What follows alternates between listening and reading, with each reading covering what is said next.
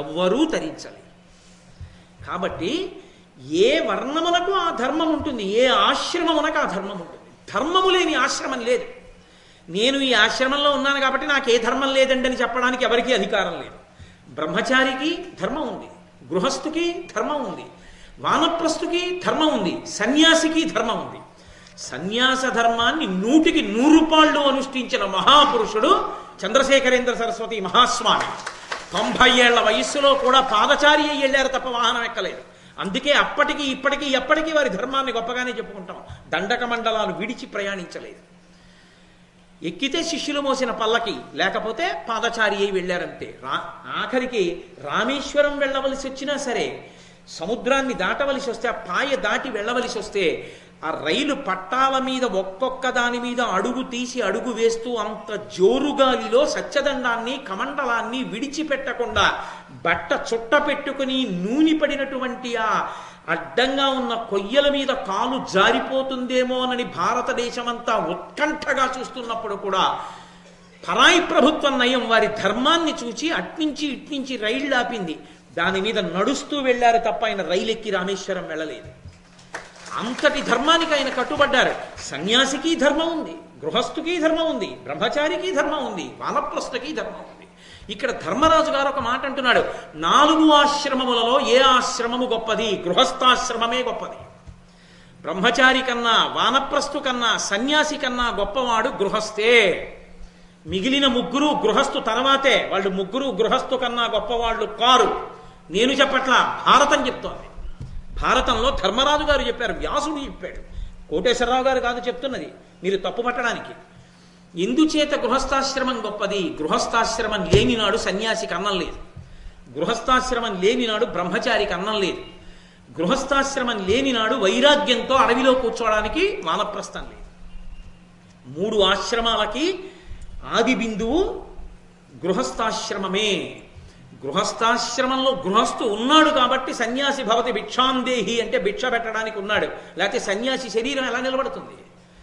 గృహస్థు ఉన్నాడు కాబట్టి ఆయన పశువులకి పెడుతున్నాడు, పక్షులకి పెడుతున్నాడు, క్రిమికీటకాదులకు కూడా పెడుతున్నాడు, భూతబలి, అతిథి సత్కారం చేస్తున్నాడు, ఇంటికి వచ్చినటువంటి వాడికి అన్నం పెడుతున్నాడు, తల్లి తండ్రిని పోషిస్తున్నాడు, సంతానోత్పత్తి చేస్తున్నాడు, పిల్లల్ని పోషిస్తున్నాడు, ధర్మ మార్గమునందు నడిపిస్తున్నాడు, ఉపనయనం చేస్తున్నాడు, శాస్త్ర ప్రబోధం చేస్తున్నాడు.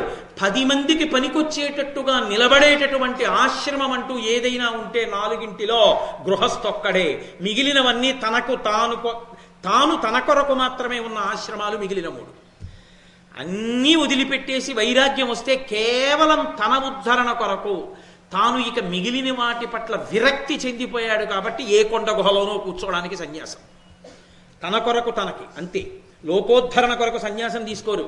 ఏదో ఏ పరమాచార్య వంటి మహాపురుషులో, పీఠాధిపత్యం స్వీకరించిన మహాపురుషులో అయితే తక్క, వాళ్ళకి చెల్లుతుంది అది.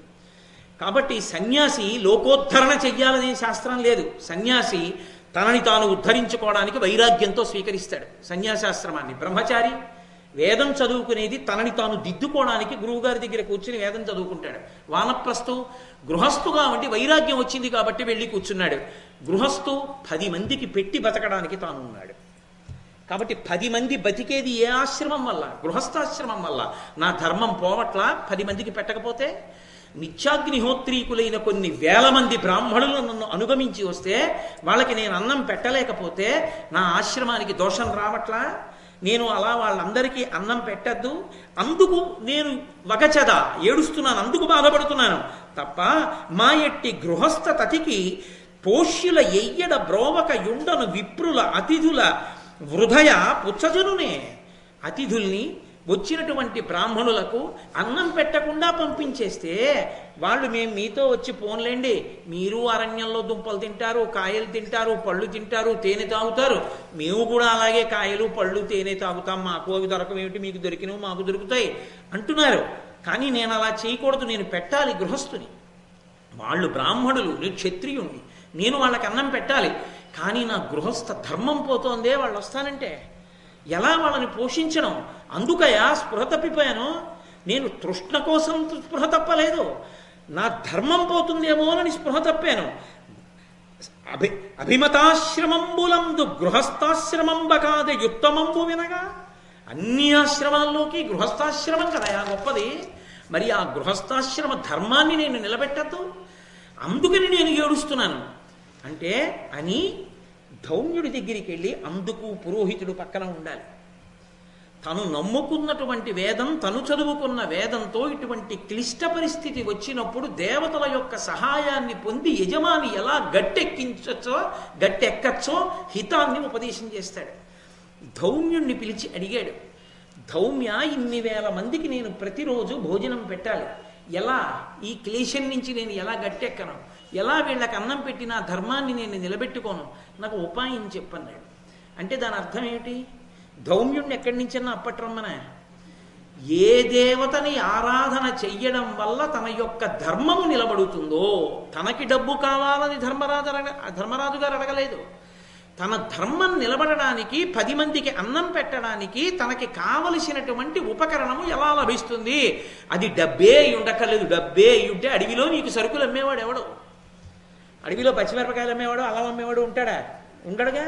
మరి వాళ్ళకి అన్నం పెట్టాలంటే ఇప్పుడు కావలసింది ఏమిటి? అన్నమే. వాడెవరు? ఏ దేవతని నేను ఉపాసన చేస్తే నేను 10 మందికి అన్నం పెట్టగలిగిన శక్తి నాకు కలుగుతుంది ఇప్పుడు, అది చెప్పు. అందుకు పురోహితుడు ఉండదు, దానికి జవాబు చెప్పగలగాలి ధౌమ్యుడు. ధౌమ్యుడు అన్నాడు, భూతరాశి తొల్లి పుట్టి బుభుక్షాభితప్తమైన చూచి తద్ధయంబు అపనయింపగడగి అదితి సుతాగ్రని కమలబాంధవుండు కరుణతోడా. ఓ ధర్మరాజా, ఈ భూమండలం మీద ఉండేటటువంటి భూతరాశి అంతా కూడా ఆకలితో అల్లాడిపోయింది ఒకప్పుడు. వాళ్ళకి అన్నం లేదు. పరమ కరుణామూర్తి అయినటువంటి సూర్య భగవానుడు చూశాడు, అరే వీళ్ళకి అన్నం లేదురా, వీళ్ళకి అన్నం ఇవ్వాలి అనుకున్నాడు. సమస్త భూతకోటికి అన్నం ఇచ్చిన వాడెవరో తెలుసా? ఆనాడు ఆయన ఉత్తరాయణం మొదలుపెట్టాడు. ఉత్తర దిక్కుగా ప్రయాణం చేసి భూమి యొక్క సారాన్ని గ్రహించాడు. దక్షిణ దిక్కుగా వచ్చి ఆయన భూమి నందు సారమును ప్రవేశపెట్టాడు. దీన్ని క్షేత్రంగా మార్చాడు. ఇలా క్షేత్రస్థితిని భూమి పొందింది. ఇప్పుడు ఈ భూమి యందు సారము ప్రవేశించింది. అప్పుడు చంద్రుడు ఓషధీ శక్తిని ప్రవేశపెట్టాడు ఆ భూమిలోంచి పండినటువంటి పంటకు. ఓషధీ శక్తి వలన ఏమైంది? ఈ భూమి యందు ధాన్యం పండితే ఆ ధాన్యానికి ఒక లక్షణం వచ్చింది. దాన్ని ఉడికించి అన్నం తింటే ఆకలి తీరడం ఒక్కటే కాదు, అది ప్రాణశక్తిగా మారుతుంది. మనిషికి శక్తినిచ్చి శరీరాన్ని నిలబెడుతుంది. అది రక్తంగా మారి శక్తిగా మారి ఎప్పుడు ఏ పని చెయ్యాలనుకున్నా పని చెయ్యడానికి కావలసినటువంటి దక్షతగా నిలబడుతుంది. జ్ఞాపక శక్తిగా మారుతుంది. ఈ సమస్త భూతములు అన్న వికారములు అన్నం తినడం చేతనే ఇంతంత పెద్దవయ్యాయి. ఈ అన్నం ఎక్కడి నుంచి వచ్చింది అంటే ఆదిత్యుని యొక్క అనుగ్రహంగా వచ్చింది అన్నం. సమస్త భూతకోటికి అన్నము పెట్టేవాడు ఆదిత్యుడే. మీరు చూడండి, మనం ఆకుకూరలు తింటాం. ఆకుకూరలలోకి వెళ్ళేటటువంటి క్లోరోఫిల్, ఆ క్లోరోఫిల్ ఏర్పడడానికి కారణం సూర్యకిరణముల చేత కిరణజన్య సంయోగ క్రియ చేత ఏర్పడుతుంది అని మనం చిన్నతనంలో నేర్చుకున్నాం కదా. దాన్ని మహాభారతంలో ధౌమ్యుడు ఈశ్వర కృపారూపంలో ఏనాడో ఆవిష్కరించాడు. ఒక పండు, ఒక కాయ భూమి నుండి సారాన్ని తీసుకుని సూర్యకిరణములతో కలిపి తయారు చేసి చెట్టు సిద్ధం చేస్తోంది. అది తింటే ఈ శరీరం పెరిగి పెద్దదవుతోంది. అన్నము చేత వికారమును పొంది పెరుగుతోంది శరీరం. కాబట్టి భూమి మీద ఉన్న సమస్త ప్రాణులు అన్న వికారములు. ఆ అన్నము ప్రాణశక్తి, తేజోశక్తి, ఓజోశక్తి. ఆ అన్నాన్ని ఇచ్చేవాడు ఆదిత్యుడు. ఆయన యొక్క కిరణములలో ఉన్నటువంటి శక్తిని పొందే చంద్రుడు మళ్ళీ అమృతధారలను కురిపిస్తున్నాడు సుధాకిరణుడై. దాని చేత ఓషధీతత్వాన్ని, ఓషధతత్వాన్ని పొందుతున్నాయి. పొంది దాన్ని జంతువులు, మనుష్యులు తిని అపారమైనటువంటి బలాన్ని పొందుతున్నారు. అందుకే మీరు లోకంలో ఒక విచిత్రం చూడండి, మాంసాహారమును తినేటటువంటి ప్రాణులు కూడా శాకాహారమును ఒక్కదాన్ని తిని బ్రతికేటటువంటి ప్రాణుల మాంసాన్ని ఇష్టపడతాయి. మాంసం తిని బ్రతికేటటువంటి ప్రాణుల మాంసాన్ని కేవల మాంసాహారులు ఇష్టపడవు. సింహం ఉందనుకోండి, దానికి బాగా ఇష్టమైన మాంసం ఏది? గజమాంసం, ఏనుగు మాంసం ఇష్టం. ఏనుగుకి మాంసం ఎక్కడిది? ఏనుగు కేవలం శాకాహారి. ఈ శాకాహారం అంతా ఎక్కడిది? ఆదిత్యుడి కృప. ఈ శాకాహారాన్ని తిన్నటువంటి ఏనుగు కన్నా బుద్ధి కలిగినది, అంతకన్నా పెద్ద ప్రాణి భూమండలంలో ఇంకోటి లేదు. అదే అంత పెద్ద ప్రాణి. అంత పెద్ద ప్రాణి అయినటువంటి శాకాహారి అయిన ఏనుగు మాంసాన్ని సింహం ఇష్టపడుతుంది తప్ప, అంత గొప్ప సింహము వేరొక మాంసాహారి అయినటువంటి జంతువు యొక్క మాంసాన్ని ఇష్టపడదు. అసలు శాకాహారానికి ఉన్న గొప్పతనం అటువంటిది, దానికి ఉన్నటువంటి బుద్ధిశక్తి అటువంటిది. అందుకే పరమేశ్వరుడు కొన్ని జీర్ణావయవములకు మాత్రమే మాంసాన్ని జీర్ణం చేసుకోగలిగిన శక్తిని ఇచ్చాడు. కొన్ని ప్రాణులకు మాంసాన్ని జీర్ణం చేసుకోగలిగినటువంటి శక్తి ఇవ్వలేదు. కాబట్టి ఆ ప్రాణులు మాంసాహారాన్ని తీసుకోవు, శాకాహారాన్ని మాత్రమే తీసుకుంటాయి. పరమ యథార్థం చెప్పాలంటే మనుష్యుడు కూడా సాధ్యమైనంత వరకు శాకాహారిగానే బ్రతకాలి, మాంసాహారాన్ని త్యజించాలి. ఎందుకో తెలుసా?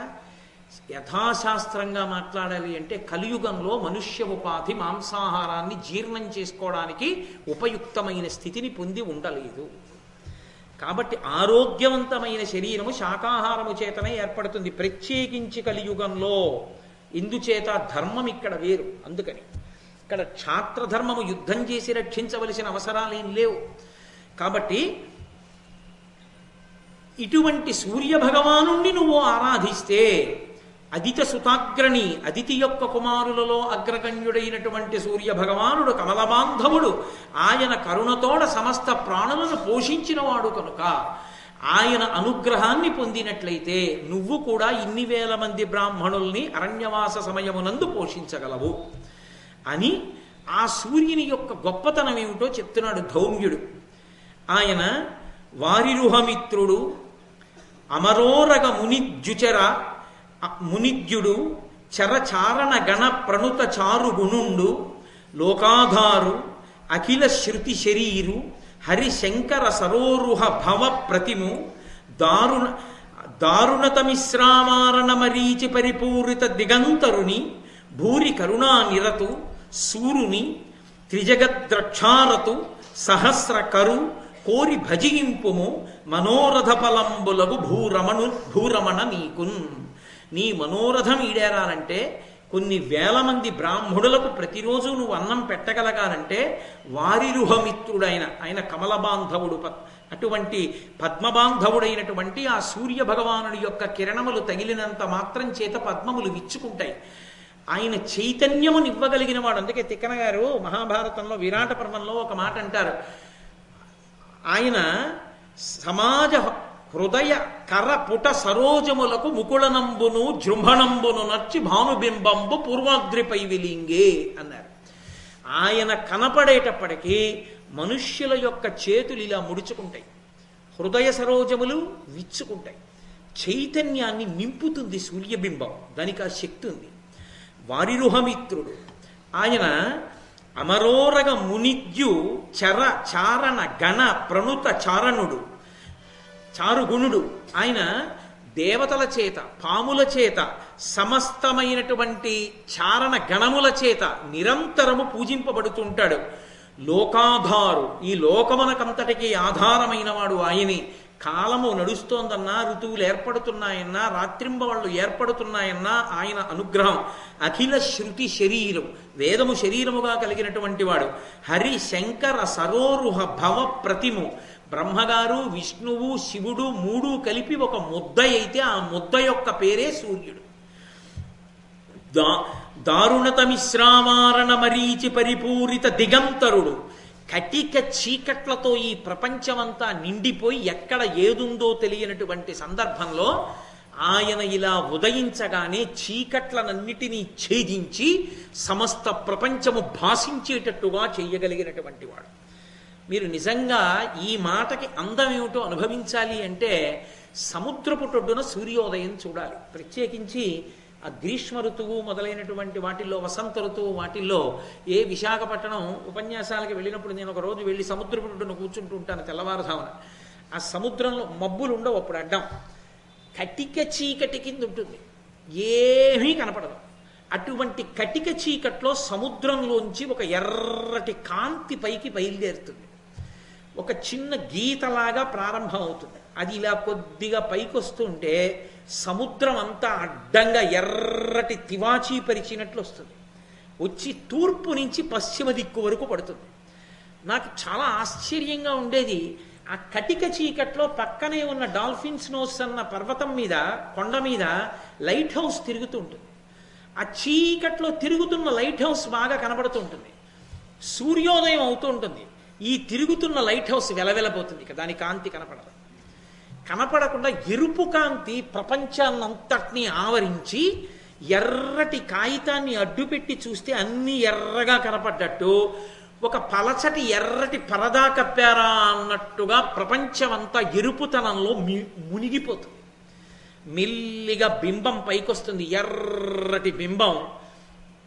ఏదో ఇనబింబమనిపించు మా తల్లి కుంకుమకు నీరాజనం అన్నట్లు, ఆ గహరాన కనిపించు ఇనబింబమనిపించు మా తల్లి కుంకుమకు నీరాజనం అంటారే, అలా ఆ అమ్మ ఆ పరదేవత పెట్టుకున్న కుంకుమ బొట్టు ఎలా ఉంటుందో అలా వస్తుంది ఎర్రగా. అరుణారుణ కాంతులతో ప్రపంచం నిండిపోతుంది. కొద్ది క్షణాలుండి నారింజ పండు రంగులోకి తిరిగిపోతుంది.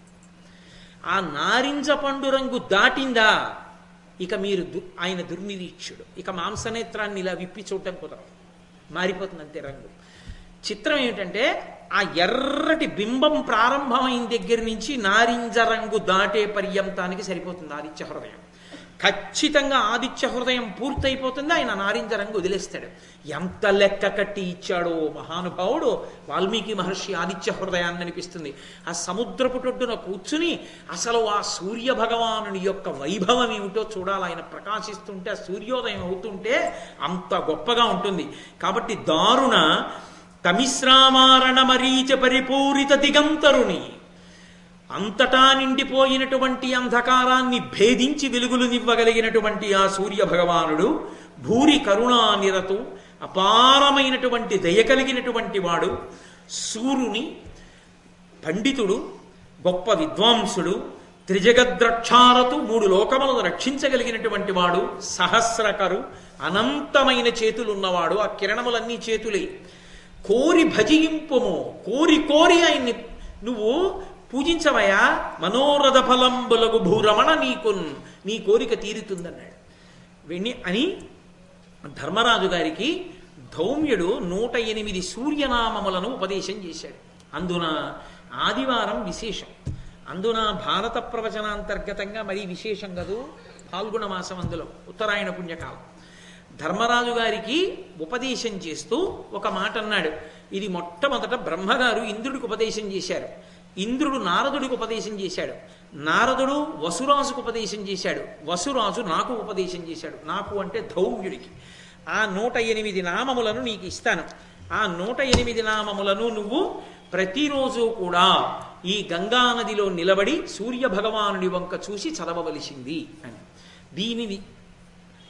దీనిని ప్రతిరోజు ఆమ్నాయం చేస్తూ తపించు అంటే, ఇక్కడ ఈ 108 నామాలు నన్నయ్య గారి భారతంలో ఇవ్వలేదు. 108 నామాలు అని వదిలేశారంతే. 1-2 నామాలు చెప్పి ఈ నామాలతో కలిపి నామములున్నా అని వదిలేశారు. ఆ 108 నామములు పరమ ప్రశస్తములు. ఆ నామములు ఎంత గొప్పవంటే ఎంతటి ధార్మికమైన కోరికనైనా తీరుస్తాయి. అసలు ఆరోగ్యాన్ని ఇవ్వడంలో సూర్య భగవానుడే సాటి, ఆయనే అధిష్టానం. అందుకే ఆరోగ్యం భాస్కరాదిచ్చేత్, ఆరోగ్యం ఇవ్వగలిగిన వాడెవరు అంటే భాస్కరుడు. ఇవాల్టి రోజున చంటి పిల్లల వైద్యులు కూడా ఒక మాట చెప్తున్నారు. చంటి పిల్లల్ని జాగ్రత్తగా గదిలో పడుకోబెడతాం.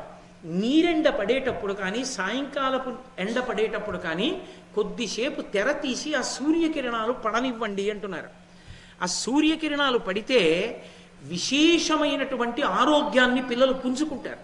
నేను కొంతమంది చంటి పిల్లలకి ఆ చంటి పిల్లల వైద్యులు చెప్పగా, వాళ్ళ తల్లిదండ్రులు చెప్పగా విన్నాను.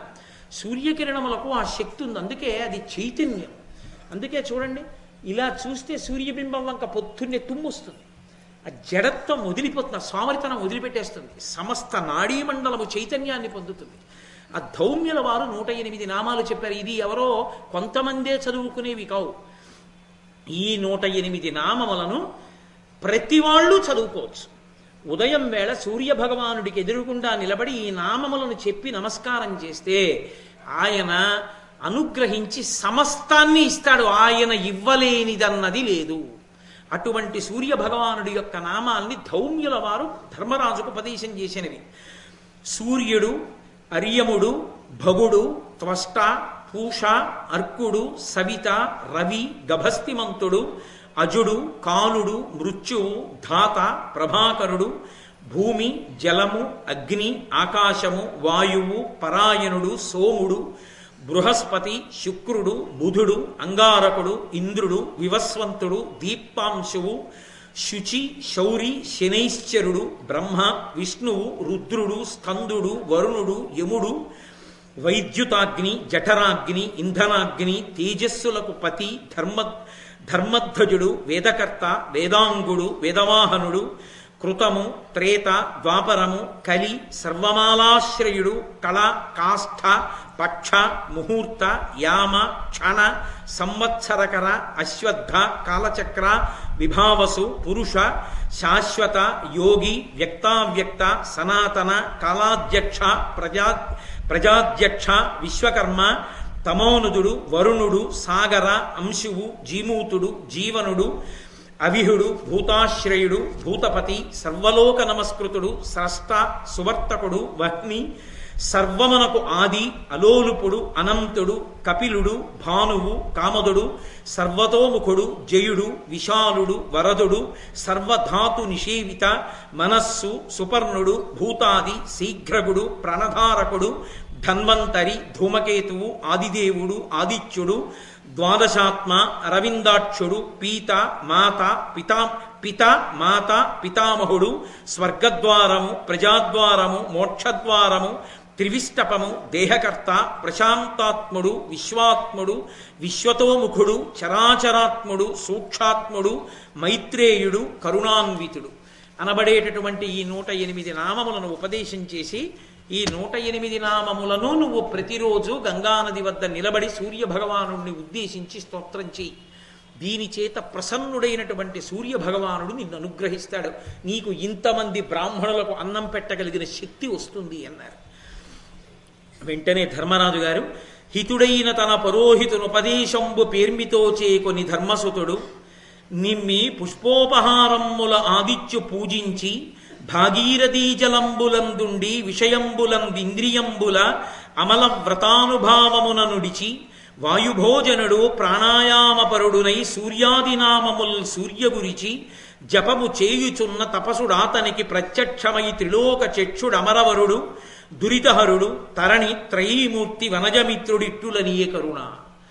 ఆ 108 నామాల్ని ప్రతిరోజు గంగానదిలో స్నానం చేసి గంగలోని నిలబడి సూర్యుడి వంక చూస్తూ ఆయన జపం చేస్తూ తపస్సు చేస్తున్నాడు. ఇక్కడ మీరు ఒక్క విషయాన్ని గమనించాలి. 108 నామములు లోకంలో ఉండేవారికి ఉండవు. కోటేశ్వరరావు అంటే ఒక్క పేరు చాలు, అంతేగాని 50 పేర్లు అక్కర్లేదు. ఒక్క పేరు 50 పేర్లతో పిలిస్తే పలకడం కష్టం కూడా, గుర్తుండవు నాకు ఇన్ని పేర్లు ఉన్నాయా అని అనుమానం వస్తుంది.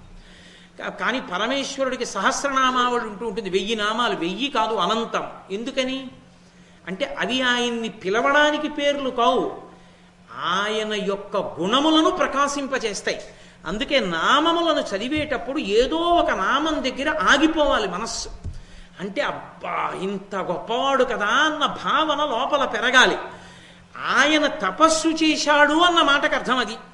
ఆయన గంగానదీ జలాలలో నిలబడి సూర్య భగవానుడి వంక చూసి 108 నామములు చదువుతున్నాడంటే ఒక్కొక్క నామం చదివేటప్పుడు ఆ నామం యొక్క అర్థాన్ని తెలుసుకుని ధౌమ్యుని వలన ఎరిగి సుస్పష్టంగా చక్కగా వాటిని ఉచ్చరిస్తూ లోపల పరవశమైపోతున్న హృదయంతో ఆ సూర్యనామములను అలా పలుకుతూ గంగానదిలో నిలబడి జితేంద్రియుడై ప్రాణాయామం చేసి వాయువుని ఆహారంగా తీసుకుంటూ ధర్మరాజు గారు సూర్యోపాసన చేశాడు. సంతోషించినటువంటి సూర్య భగవానుడు ప్రత్యక్షమై సూర్యమండలం నుంచి కదిలి వచ్చాడు. వచ్చి, ఓయ్ ధర్మరాజా, నీ యొక్క జపానికి తపస్సుకి మెచ్చుకున్నాను, నీ ఏకాగ్ర దృష్టికి భక్తికి సంతోషించాను. నీకు ఈ తామ్రపాత్రను ఇస్తున్నాను, రాగి పాత్ర. ఇది ద్రౌపదీదేవి వంట చేసినప్పుడు ఆమె వంటని ఇందులో పెడుతుంది, అక్షయమవుతుంది.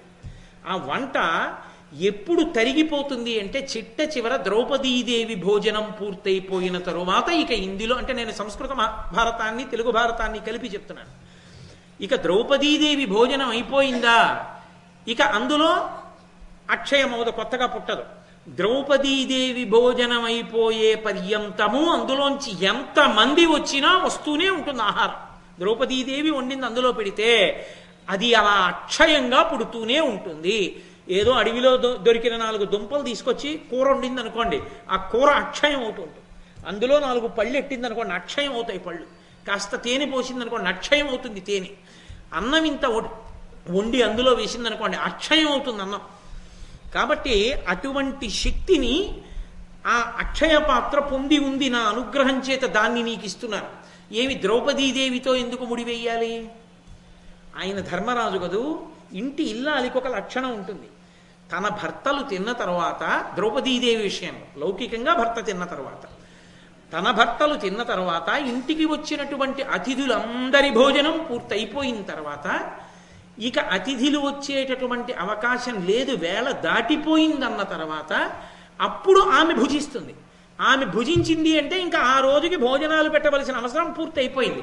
అప్పుడు అక్షయ పాత్ర ఇంకా కొత్తగా ఇవ్వదు. అందుకే దుర్వాసో మహర్షుడు అప్పుడు పంపించాడు దుర్యోధనుడు వాళ్ళని ఇబ్బంది పెట్టాలని. కాబట్టి అంత శక్తి కలిగినటువంటి తామ్ర పాత్రని, అక్షయ పాత్రని నీకు బహూకరిస్తున్నాను. దీనితో నువ్వు ఈ 1000 మంది బ్రాహ్మణులకి అన్నం పెడుతూ నేను పెట్టలేకపోతున్నానన్న బాధ నుంచి వినిర్ముక్తుడవు కా అన్నాడు. సూర్య భగవానుడి అనుగ్రహంతో మహానుభావుడైనటువంటి ధర్మరాజు ఇన్ని వేల మంది బ్రాహ్మణులకి అన్నం పెడుతూ సంతోషంగా కాలం గడిపేస్తున్నాడు. ఈలోగా వాళ్ళు కామ్యక వనానికి బయలుదేరి వెళ్ళిపోయారు. అరణ్యంలో విదురుడు, ధృతరాష్ట్రుడు ఇద్దరు కూర్చున్నారు. ధృతరాష్ట్రుడు ప్రత్యేకంగా పిలుస్తుంటాడు విదురుణ్ణి. పిలిచి కూర్చోపెట్టి ప్రశ్న వేస్తూ ఉంటాడు. విదురుడు చెప్తూ ఉంటాడు. విదురుడు ఎప్పుడూ నీతి చెప్తాడు, ధృతరాష్ట్రుడు ఎప్పుడూ దాన్ని తలకెక్కించుకోడు. మరి ఎందుకే పిలుస్తావు నన్ను అడుగుతావు అని విదురుడు అంట. ఎందుకలా? విసుగు రాదా? మీరు భారతం చదవండి, చెప్పిందే చెప్తాడు విదురుడు, ఎన్ని చోట్ల చెప్తాడు. ఏమిట్రా ఇది, ఇన్ని మాటలు చెప్తాడు, చదవడానికి మనకే చికాగ్గా ఉంది, విదురుడికి చికాకే ఇదా ధృతరాష్ట్రుడికి చెప్పడానికి అనిపిస్తుంది. కర్తవ్యతానిష్ట చెప్పడం తన కర్తవ్యం. మంత్రి కనుక చెప్తూనే ఉంటాడు. ఎప్పటి వరకు? ధృతరాష్ట్రుడు వినే వరకు. వినకపోతే వాడి కర్మ. చెప్పడం తన కర్తవ్యం, తన కర్తవ్యంలో తాను వైక్లభ్యాన్ని పొందడం, చెప్తూనే ఉంటాడు. అది మహాత్ముల యొక్క లక్షణం. కాబట్టి విదురుణ్ణి పిలిచాడు. పిలిచి, పాండవులు దేవతాంశాలు కలిగినటువంటి వాళ్ళు కదా, వాళ్ళు ఎప్పటికైనా యుద్ధానికి వస్తే నా కొడుకులకి చాలా ఇబ్బంది కదా, వాళ్ళు ఇప్పుడు అరణ్యవాసం చేస్తున్నారు కదా, వాళ్ళు ఏం చేస్తూ ఉండుంటారంటావు? ఒకవేళ 14 ఏళ్ళు పూర్తయిపోతే వాళ్ళు ఏం చెయ్యగలరంటావు అని అడిగాడు. ఎందుకు అంటే, వాళ్ళు బలాన్ని నిలబెట్టుకుంటారా, నా కొడుకులు పడిపోతారా 14 ఏళ్ళ తర్వాత? ఇప్పుడు ఉందని బాధ కాదు, అప్పుడు పోతుందేమో అని వీడికి బాధ. ఇప్పుడు లేదని బాధ కాదు, 10 మందికి పెట్టానని ఆయన తృప్తి. ధర్మంతో ఉన్నవాడు అడవిలో ఉండి సంతోషంగా ఉన్నాడు. రాజధానిలో అంతఃపురంలో ఉన్నవాడు తృప్తి లేక ఏడుస్తున్నాడు. అది తేడా. ధర్మానికి అధర్మానికి తేడా అక్కడ ఉంటుంది. కాబట్టి విదురుడు అన్నాడు ధృతరాష్ట్రుడితోటి, ఏమయ్యా నేను మళ్ళీ మళ్ళీ చెప్పాలా? వాళ్ళు దేవతాంశలలో పుట్టినవాళ్ళు. వాళ్ళు ఉత్తినే ఊరుకుంటారా అరణ్యవాస అజ్ఞాతవాసాలు చేసి? అరణ్యవాస అజ్ఞాతవాసాలు చెయ్యలేనంత అల్పపరాక్రములా చేసి తీరుతారు. చేసిన తరువాత ఖచ్చితంగా దుర్యోధనాదుల యొక్క పీచ మణిచేస్తారు. అప్పటి వరకు ఎందుకు? నువ్వే ఒక పని చేయి. ధర్మరాజు గారు ఎంత పరాక్రమవంతుడో, ఆయన తమ్ముళ్ళు ఎంత తేజోవంతులో, అంత ధార్మిక నిష్ఠా తత్పరులు. కాబట్టి ఆయన మనసులో కల్మషాన్ని పెట్టుకోడు. కబురు చెయ్యి, వెనక్కి పిలిపించు, బంధువుల్ని, మిత్రుల్ని, వృద్ధుల్ని, సభికుల్ని అందరినీ పిలిపించు, సభ తీర్చి దుశ్శాసనుణ్ణి పిలిచి భీమసేనుణ్ణి, ద్రౌపదీదేవిని నించోపెట్టు, వాళ్ళిద్దరికి క్షమార్పణ చెప్పమని. క్షమార్పణ చెప్తే ధర్మరాజు మన్నిస్తాడు.